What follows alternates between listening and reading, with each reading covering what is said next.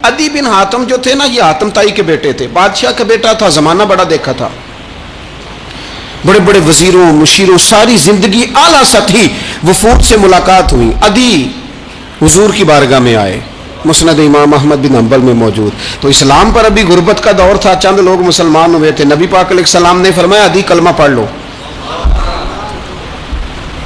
तो अदी कहने लगे मैं तो पहले ही एक दीन का मानने वाला हूँ। हुजूर फरमाने लगे जिस दीन के तुम मानने वाले हो उस दीन को मैं तुमसे ज्यादा जानता हूँ।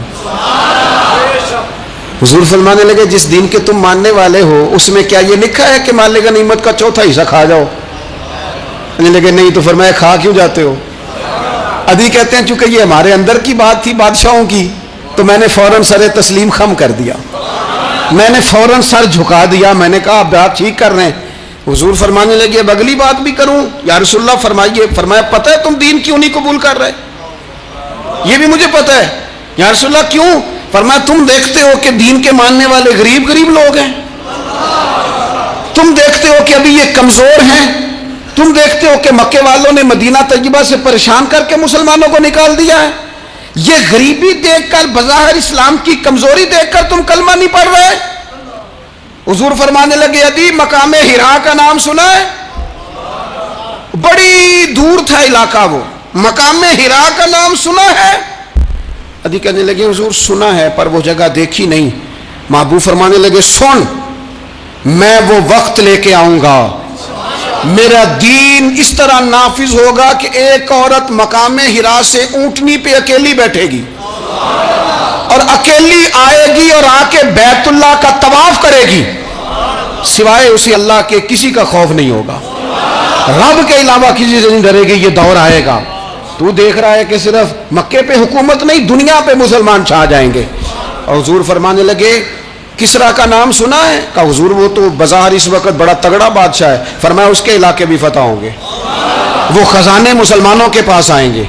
और फरमाया तू तीसरी बात नबी पाक ने बयान की, फरमाया तू ये देख रहा है कि मुसलमानों में गुर्बत है? फरमाया आदि एक वक्त आएगा लोग देने के लिए निकलेंगे पर उन्हें लेने वाला कोई नहीं मिलेगा। एक वक्त आएगा लोग देने निकलेंगे, लेने कोई नहीं आएगा।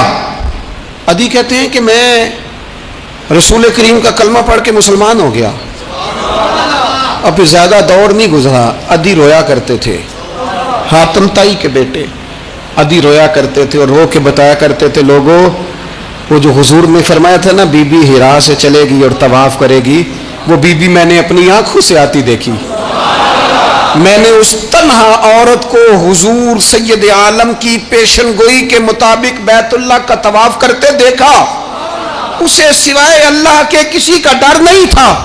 और अदी कहने लगे वो जो हुजूर ने फरमाया था ना कि किसरा के खजाने फतह होंगे, फरमाया वो जब फतह हो रही थी तो मैं खुद उस जंग में शरीक था, मुझे अल्लाह ने मौका दिया, मैं मुजाहिदों में शामिल था।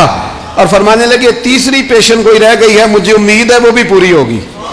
हजरत उमर बिन अब्दुल अजीज के जमाने में आके वो दौर भी आया कि लोग ज़कात देने निकलते थे, लेने वाला कोई नहीं मिलता था। लोग किसी को गरीब समझ के सदका देने लगते थे, वो कहता था भाई ले जा, मैं तो रात खुद दे के आया हूं। लोग देने निकलते थे, लेने वाला कोई नहीं। इस्लाम की फितरत में कुदरत ने लचक दी है, उतना ही ये उभरेगा जितना के दबा दोगे। ये मौलवियों की वजह से, पीरों की वजह से, सियासतदानों की वजह से नहीं छाएगा। ये क्यों छाएगा कि अरसला रसूलहू बिल हुदा व दीनिल हक, ये इसलिए छाएगा कि अल्लाह ने भेजा ही हक के साथ है, ये आया हक के साथ है, लिहाजा छा जाए।